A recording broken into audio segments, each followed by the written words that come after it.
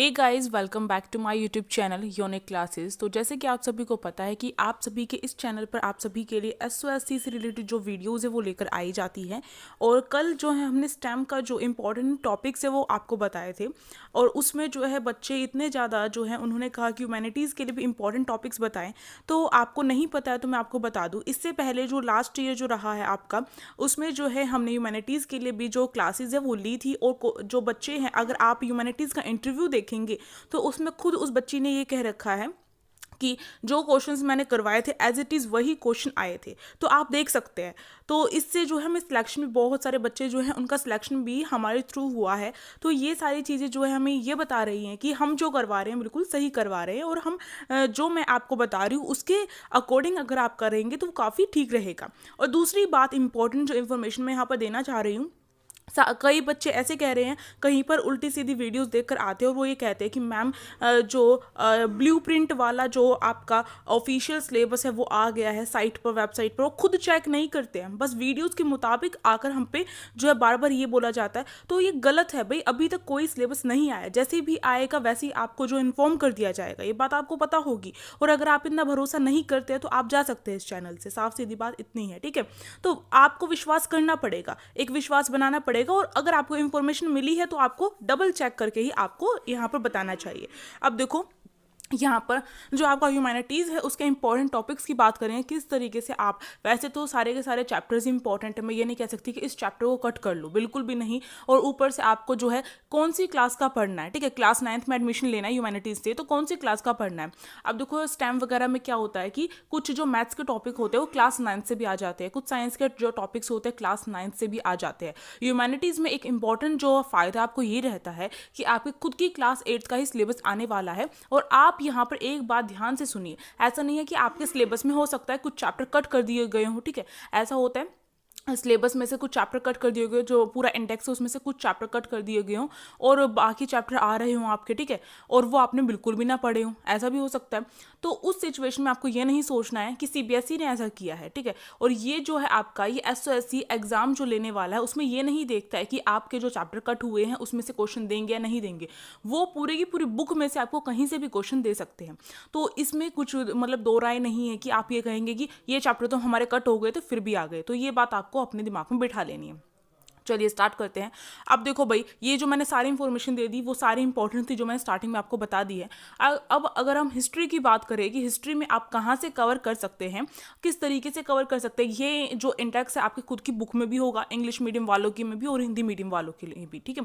तो अब मुझे एक बात और बताइए, मैं आपकी क्लासेस स्टार्ट करना चाहती हूँ ह्यूमैनिटीज़ की, बट मुझे एक बात ये बताइए कि आप जो है ह्यूमैनिटीज़ का जो एग्ज़ाम देने वाले वो इंग्लिश मीडियम में देने वाले हैं, हिंदी मीडियम में देने वाले हैं।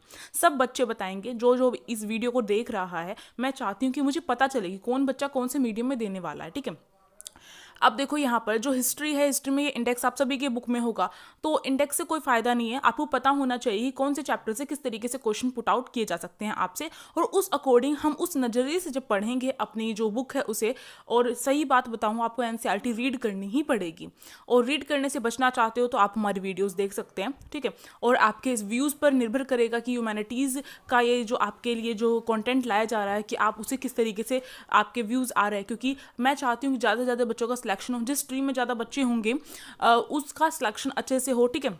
और साथ साथ ह्यूमैनिटीज़ के लिए भी, क्योंकि कोई नहीं बनाता ह्यूमैनिटीज़ के लिए, सब ह्यूमैनिटीज़ को हल्के में ले लेते हैं। बट ये हल्के में लेने वाली बात नहीं है। यूपीएससी जो है वो भी क्या है, आपका एनसीईआरटी बुक की एसएसटी से ही निकलता है। तो आपको क्या करना है, आपको एनसीईआरटी बुक को अपना मेन जो गोल है वो रखना है हमेशा और हमेशा, चाहे आप स्टेम दे रहे हो चाहे आप ह्यूमैनिटीज़ दे रहे हो, ठीक है। और आगे अपर लेवल पर जाएंगे तो आप देखेंगे जो आपके जनरल नॉलेज के जो क्वेश्चन आते हैं वो कहाँ से आते हैं, आपके यहीं से आते हैं। फिर बच्चे जो हैं बड़े होकर बाद में यही चीज़ पढ़ते हैं। तो इससे बढ़िया क्यों ना अभी पढ़ लिया जाए। अब देखो, जो हिस्ट्री है, हिस्ट्री में आपका जैसे कि फर्स्ट चैप्टर ही है हाउ, व्हेन एंड वेयर, यानी कि कैसे, कब और कहाँ। तो इसमें जो है आपके चैप्टर में नाम से हमें कुछ नहीं मतलब आइडिया लगता है। ये जो चैप्टर के नाम है कुछ इस तरीके से रखे गए हैं बच्चों की जो क्यूरियोसिटी है वो जगाने के लिए। तो कैसे कब और कहाँ में आपको इस तरीके से बताया गया है कि हमें जो है हमारी हिस्ट्री के बारे में कैसे पता चलता है, क्या हमारे लिए डेट्स इंपॉर्टेंट है या नहीं है, और हिस्ट्री के जो गवर्नमेंट के डॉक्यूमेंट्स वगैरह रह गए हैं उससे हमें क्या नज़रिया पता चल रहा है। और अगर हमें जो बिल्कुल देखो, एक गवर्नमेंट होती है तो उसके जो थॉट्स होते हैं वो तो उसके फेवर में होंगे, बट वो जिस प्रजा को सता रही है उसके तो बिल्कुल अलग होंगे, तो उनके थॉट्स कैसे पता चलते हैं, ठीक है, इन सब के बारे में बताया गया है। फिर ये बताया गया है कि हमारी जो हिस्ट्री है उसे कितने पार्ट्स में कैसे कैसे डिवाइड किया गया है। इसमें एक मिल है, ठीक है, उन मिल ने बताया है कि उन्होंने जो है 3 उसमें पार्ट्स में डिवाइड किया है। जैसे कि जो हो गया, सबसे पहले जो है हिंदू जो थे, हिंदू ने राज किया था हमारे भारत पर। इसके बाद जो है मुस्लिम आते हैं, मुस्लिम ने राज किया काफ़ी लंबे टाइम तक। उसके बाद ब्रिटिश आती है, ठीक है। तो इस तरीके से डिवाइड किए है, तो हर किसी का अपना नज़रिया रहा है, वो सब कुछ हम इसमें पढ़ेंगे, इंपॉर्टेंट चीज़ें ही पढ़ेंगे, ठीक है। तो यहाँ से इस तरीके से कवर करना है, इसलिए मैंने आपको बताया। अब देखो, अब आपका जैसे चैप्टर 2 है, इसमें मैं ये नहीं कहूँगी ये चैप्टर बिल्कुल ही छोड़ दो, बिल्कुल भी ऐसा नहीं करना है आपको। अब देखो, जैसे सेकंड चैप्टर है फ्रॉम ट्रेड टू टेरिटरी, यानी कि जो कंपनी है वो ट्रेड से कैसे जो है टेरिटरी पर पहुँच जाती है। वो आपको पता है कि जो 1600 है, ठीक है, 1600 जो है उसमें जो कंपनी है वो क्या करने के लिए आई थी, ट्रेड करने के लिए आई थी, व्यापार करने के लिए आई थी भारत में, ठीक है। तो उसके बाद जो है वो धीरे धीरे, और सबसे इंपॉर्टेंट बात यहाँ पर ये भी बताई गई है कि भारत की खोज किसने की थी, कब की थी, इस तरीके से बताया गया है। और कौन कौन सी, जैसे पुर्तगाल है, ऐसा नहीं है केवल ब्रिटिश ही हम पे राज कर रहे थे, पुर्तगालों ने भी राज किया था हमारे ऊपर, तो वो सब कुछ बताया गया है। तो किस तरीके से ट्रेड से वो जो है पूरा का पूरा जो हमारा भारत है उस पर गुलाम बना लेती है, वो सब कुछ हमें जो है इसमें बताया गया है कंपनी का। तो कंपनी ने कैसे अपनी जो सत्ता जमाई है एक तरीके से, उसमें बहुत सारी, जैसे सहायक संधि थोपी है, ठीक है, उसे इंग्लिश में दूसरे नाम से जानते हैं, मुझे याद नहीं आ रहा। और विलियम जो संधि है उसके तहत जैसे किस मतलब कौन कौन सी चीज़ों को अपनाकर जो है उसने हमारा जो एरिया है भारत का उसे अपने कब्जे में लेना स्टार्ट कर दिया, वो सब कुछ है, ठीक। इसी तरीके से अब देखो, इसमें जो है आपको इस तरीके से जो इंपॉर्टेंट चीज़ें वही कवर करनी पड़ेंगी, जैसे मैंने आपको 1-2 नाम बताए हैं। अब देखो यहाँ पर जो रूलिंग जो है आपका, यानी कि चैप्टर 3 जो है इसमें बताया गया है कि जो हमारा जो गांव होता है उस पर जो शासन है वो किस तरीके से चलता था उस टाइम पर। तो इसमें भी काफ़ी सारी चीज़ें बताई गई है। और फिर इसके बाद देखो जो आदिवासी वाला जो चैप्टर है आपका, देखो यहाँ से जो आपके चैप्टर जो इंपॉर्टेंट है वो भी बता देती हूँ किस तरीके से इंपॉर्टेंट। जैसे चैप्टर 2 में जो आपकी कुछ संधि वगैरह है वो बताई गई है, तो वो हमें पता होनी चाहिए, ठीक है। कुछ और बातें हैं जो बताई गई वो पता होनी चाहिए। अब आदिवासी वाला जो चैप्टर है आपका, यानी कि दिक्कू वगैरह वाला, उसमें जो है आपका इंपॉर्टेंट चीज़ें बताई गई है, दिक्कुओं के बारे में बताया गया है, और जो बिरसा है बिरसा के बारे में बताया गया है, बिरसा जो आंदोलन हुआ था उसके बारे में बताया गया। तो इंपॉर्टेंट चैप्टर यहाँ से बिरसा आंदोलन हो गया, बिरसा जो है कौन थे, कहाँ से आए थे, ठीक है, दिक्कू कौन थे, इस टाइप से, तो आपको इन्फॉर्मेशन होनी चाहिए इसके बारे में।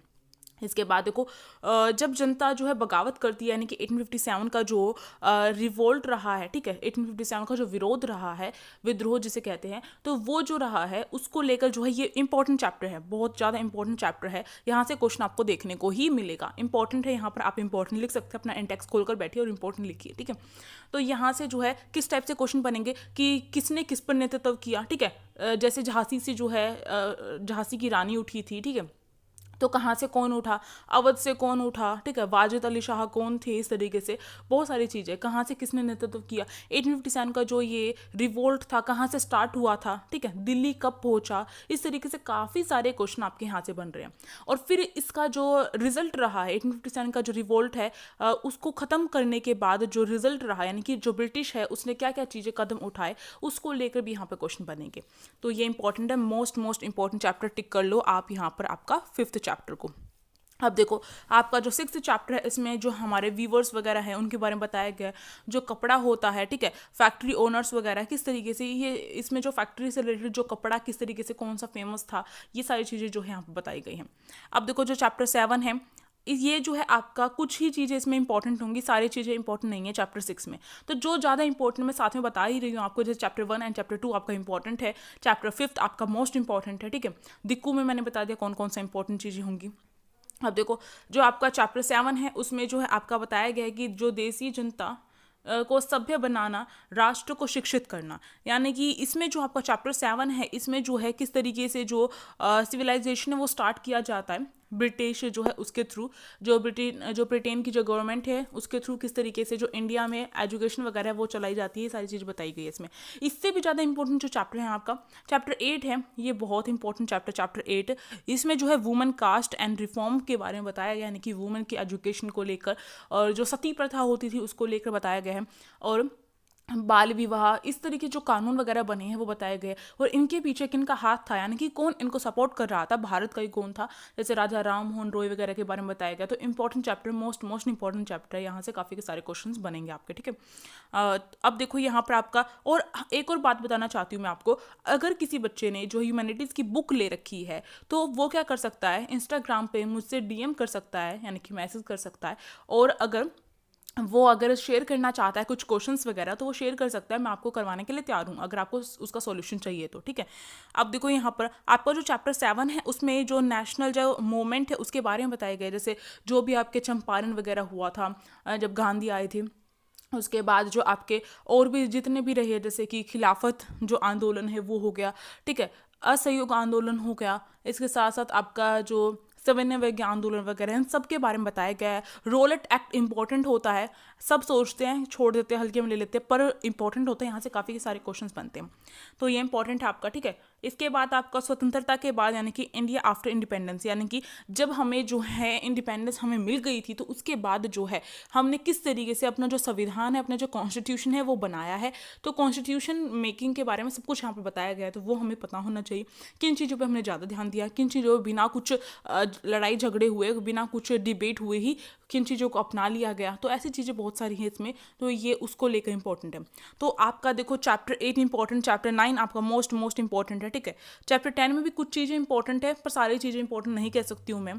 चैप्टर 1 एंड 2 जो है आपका इंपॉर्टेंट है, ठीक है। और फिर आपका जैसे मैंने कहा चैप्टर 5 बहुत इंपॉर्टेंट चैप्टर है आपका, तो यहाँ पे मैंने कुछ चैप्टर्स आपको बहुत इंपॉर्टेंट बताए हैं, पर मैं आपको बार बार यही कहूँगी, बाद में आकर मुझे मत बोलना कि मैम आपने केवल यही चैप्टर बताए, नहीं, मैंने सारे चैप्टर इंपॉर्टेंट बताए हैं, मैंने उनके अंदर जो टॉपिक्स है वो आपको इंपॉर्टेंट बताए हैं, पर ओवरऑल पूरा का पूरा चैप्टर कौन सा इंपॉर्टेंट है वो मैंने यहाँ पर आपको टिक कर दिया है, पर बाकी चैप्टर्स को स्किप नहीं करना है। तो हिस्ट्री इस तरीके से आपको अपनी कवर करनी है। अब चलो आगे चलते हैं।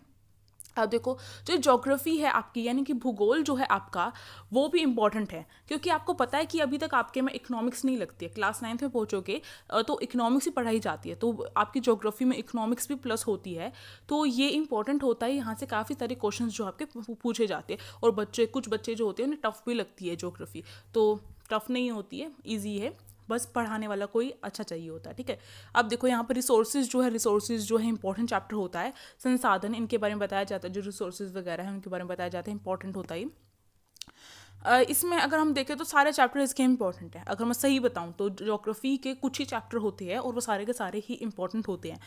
लैंड, सोइल, वाटर, क्योंकि इसमें डेफिनेशन के थ्रू आपको बताया होता है, तो जो भी डेफिनेशन जो दी होती है वो एग्जैक्ट पूछ ली जाती है, फिर उसके एग्जाम्पल लेकर पूछ लिए जाते हैं, तो मैं ये नहीं कहूँगी कि इसमें ये चीज़ स्किप कर दूँ, आपका ओवरऑल ये पूरा का पूरा ही इंपॉर्टेंट है, ठीक है, आपको ध्यान रखना है। जैसे कि एग्रीकल्चर में ये हो सकता है कि एग्रीकल्चर के बारे में बताया गया है कि कौन कौन से टाइप की खेती की जाती थी, इस तरीके से की जाती है, पर कौन सी फेमस है इस तरीके से बताया गया, पर कुछ चीज़ें इसमें हो सकता है कि लास्ट में जाके जो है कुछ आपको वैसे ही बताई गई हो, कुछ टाइप की जो एग्रीकल्चर है उनके नाम भी बताए गए, तो ये जो है आपका जो साइंस में पढ़ते हो वो भी आपका यहाँ पर मिक्स हो जाता है ज्योग्राफी में आकर, तो आप जो है यहाँ पर बहुत सारी चीज़ें से आप जानकार भी होते हो, फिर भी आपको कुछ अलग चीज़ें जानने को मिलती हैं, तो यहाँ से क्वेश्चंस आपके काफ़ी बन सकते हैं। मिनरल्स वाला जो चैप्टर है वहाँ से भी आपके बनते हैं। इंडस्ट्री हो गया, इंडस्ट्री में और ह्यूमन रिसोर्सेज में आपको सिंपल जो आपकी समझ है वो यहाँ पर जो है आपकी बढ़ाई गई है। बेसिकली ह्यूमन रिसोर्सेज में आपको बताया गया किस तरीके से ह्यूमन जो है एज अ रिसोर्स हम यूज़ कर सकते हैं। पॉपुलेशन, हम कहते हैं पॉपुलेशन इतनी बढ़ रही है, पर ह्यूमन को हम एज अ रिसोर्स यूज़ करेंगे तो वो जो है पॉपुलेशन हमारे लिए फ़ायदेमंद होगी हमारे लिए, ठीक है। तो कैसे कर सकते हैं वो सबको बताया गया है यहाँ पर, ठीक है। तो ये ओवरऑल आपका इंपॉर्टेंट है पूरा ज्योग्राफी का पोर्शन। अब देखो पॉलिटिकल साइंस जैसे सिविक्स कहते हैं आप सभी, अब इसका नाम चेंज होकर पॉलिटिकल साइंस हो गया। हो सकता है आपकी बुक में अपडेट हुआ हो या नहीं हुआ हो, बट अगर हम जो न्यू एजुकेशन पॉलिसी देखिए उसमें पॉलिटिकल साइंस हो चुका है इसका नेम। तो ये जो है आपका सिविक्स कह सकती हूँ, आपके लिए ठीक रहेगा। अब देखो यहाँ पर जो आपका जो इंडियन कॉन्स्टिट्यूशन है, अब आपने देखा होगा कि हमारा जो हिस्ट्री का लास्ट चैप्टर था वो भी इंडियन कॉन्स्टिट्यूशन से रिलेटेड जो चैप्टर वो बताया गया है। बट ये जो पॉलिटिकल साइंस है इसमें जो आपका और डीप में बताया गया है कि कब जो है कितना टाइम लगा कॉन्स्टिट्यूशन को बनने में, कौन कौन शामिल हुए, कौन अध्यक्ष रहा, इस तरीके से काफ़ी सारी चीज़ें यहाँ पर बताई गई हैं। तो इंपॉर्टेंट है ये आपका, यहाँ से आपके जो क्वेश्चन है काफ़ी बनेंगे, काफ़ी ज़्यादा बनेंगे, ठीक है। आपको इंपॉर्टेंट टिक कर लेना है। अब देखो यहाँ पर आपका जो है धर्मनिरपेक्षता, यानी कि हमारे देश में जो है किस तरीके से हम ऐसा, जैसे पाकिस्तान में मुस्लिम धर्म को अपना रखा है, ठीक है, तो हमारे देश में किसी एक धर्म को नहीं अपनाया है, सारे धर्मों को स्वतंत्रता है, हर व्यक्ति को स्वतंत्रता, हर व्यक्ति को फ्रीडम है कि वो किसी भी धर्म को अपना सकते हैं। और आपको पता होगा फंडामेंटल जो राइट है यानी कि मौलिक अधिकार है, उसमें भी जो धर्मनिरपेक्षता है वो जो है एक वो रखा गया राइट हमारा। तो ये इंपॉर्टेंट चैप्टर है भी आपका, इसमें आपको जो नॉलेज होनी चाहिए कि ये क्या होता है इस तरीके से। बस यहाँ पर आपको एक अपनी समझ विकसित करनी है, ठीक है, अपनी जो समझ है वो बढ़ानी होगी। इसमें जो है आपको किस टाइप से क्वेश्चन मिल सकते हैं, जैसे कि भाई क्वेश्चन पेपर तो नहीं मिलता है, पर इसमें से आपके किस टाइप के क्वेश्चन बन सकते हैं मैं आपको बता दूं। जैसे कि आपका कुछ सिचुएशन दे देंगे और फिर आपसे पूछ लेंगे, ठीक है, कुछ कहानी दे दी फिर आपसे पूछ लिया कहानी, या फिर कुछ ऐसे जो कुछ कथन वगैरह वाले होते हैं कुछ ऐसे दे दिए फिर पूछ लिया आपसे कि मानो जैसे आप खुद भी पढ़ते हैं सिविक्स में कितनी सारी कहानियाँ वगैरह होती है, इस चीज़ को देखते हुए इसी तरीके से दिए जाते हैं, ठीक है। ज़्यादा हाई फाई नहीं आएंगे, बट जैसे मैं आपको बता रही हूँ, ठीक है। तो अब देखो जो पार्लियामेंट है ये भी आपका इंपॉर्टेंट है। बच्चे जो है अभी तक पार्लियामेंट वगैरह आपने नहीं पढ़ा होगा और यहाँ पर आप पढ़ेंगे, तो ये जो है आपके लिए इंपॉर्टेंट है, ठीक है, पार्लियामेंट, क्योंकि क्लास 9th में भी पार्लियामेंट है, तो वो चाहते हैं कि जो आपने क्लास 8th में पढ़ा है उसका फ़ायदा आपको क्लास 9th में मिले, तो यहाँ पर ये वाला भी इंपॉर्टेंट है आपके लिए। अब देखो अंडरस्टैंडिंग लॉज यानी कानून की जो समझ है ये जो है इसमें भी यही पार्लियामेंट से रिलेटेड जो चीज़ें हैं लॉज वगैरह वो यही से जोड़ कर चलो आप, ठीक है। अब जुडिशरी जो है आपका न्यायपालिका बहुत ज़्यादा इंपॉर्टेंट है, ठीक है, बहुत ही ज़्यादा इंपॉर्टेंट है, आपको ध्यान रखना है। जिस पे भी मैं ये जो बॉक्स बना रही हूँ इंपॉर्टेंट आपके लिए। अब देखो इसमें जो है बताया गया होगा किस तरीके से कितने टाइप की जुडिशरी होती है, फिर किस तरीके से ये जो न्याय करती है, ये सारी चीज़ें इसमें हमें बताई गई है, हम पढ़ेंगे जो अच्छे तरीके से जानेंगे। और आपने पढ़ा भी होगा कुछ ना कुछ, मैं यही समझती हूँ कि आप यहाँ पर एसएससी का एग्ज़ाम देने आ रहे हैं तो आपने कुछ ना कुछ तो कवर किया ही होगा। और अगर अभी तक आपने जो सिलेबस की वीडियो वो नहीं देखी है तो आपको देख लेनी चाहिए, आपको पैटर्न पता होना चाहिए एग्जाम का, केवल आपका जो सोशल साइंस है वो ही नहीं आ रही है और भी चीज़ें आ रही हैं, तो आप जाओ सिलेबस देखो, डिस्क्रिप्शन बॉक्स में दिया क्या है। अब देखो जो क्रिमिनल जो है उसमें जस्टिस किस तरीके से मिलती है, ठीक है, ये भी जो है आपका इसी से जुड़ा हुआ है, नेक्स्ट चैप्टर जोड़ा गया है, ठीक है, तो ये भी हम कवर करते हुए चलेंगे। कवर तो सब कुछ करना है, पर जिसमें मैंने बॉक्स बना दी बहुत इंपॉर्टेंट है, उसे तो बिल्कुल भी नहीं छोड़ना है। अब देखो इसके बाद जो है आपका ये वाला जो हाशिएकरण की जो समझ है ये चैप्टर भी आपका मोस्ट इंपॉर्टेंट है, और यही चैप्टर आगे बढ़ाकर चैप्टर 8 बनाया गया, तो चैप्टर 8 भी आपके लिए मोस्ट इंपॉर्टेंट है, आपको समझ होनी चाहिए। और यहाँ से भी किस तरीके से क्वेश्चन बनेंगे, आपको कुछ इस तरीके से कह दिया जैसे राखी जो है उसे जो है मान लो XYZ जो भी व्यक्ति है, राखी जो है उसे जो है अलग कर दिया जाता है, जो हमारा जो सोसाइटी होती है उसे अलग कर दिया जाता है, समाज से अलग कर दिया जाता है, तो क्या है किस चीज़ से वो जो है यहाँ पर अपना कौन सी सिचुएशन उसके साथ हो रही है, इस तरीके से पूछा जा सकता है। तो जब आप पढ़ेंगे तभी आपको पता चलेगा कि मैंने ये क्वेश्चन कौन सा आपसे पूछ लिया है यहाँ पर, ठीक है। अब देखो जो आपका पब्लिक फैसिलिटीज़ यानी जन सुविधाएं, ये तो नॉर्मल आपको समझ होनी चाहिए, मैं ऐसा नहीं कहूँगी कि इस पर ज़्यादा ही फोकस करो, फोकस जिस पे करना है मैंने आपको बताया है। लॉ एंड सोशल जस्टिस जो है आपका कानून और सामाजिक न्याय जो है ये भी आपका इंपॉर्टेंट है, और ये आपका फिर से लॉ वाला चैप्टर जो है आपका चैप्टर 4 उसी को बढ़ा कर हमें बताया गया है।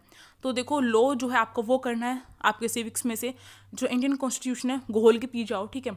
आपका जो चैप्टर 2 है उसे बहुत अच्छे तरीके से करो, चैप्टर 3 जो है आपका पार्लियामेंट उसे अच्छे तरीके से करो, ठीक है, जुडिशरी को करो यानी न्यायपालिका को करो आप, ठीक है, और जो आपका चैप्टर 7 एंड चैप्टर 8 है उसे भी। तो अगर मैं ओवरऑल बताऊं तो आप देख सकते हैं कि मैंने सिविक्स में आपको कौन से चैप्टर इंपॉर्टेंट बताए हैं, ठीक है।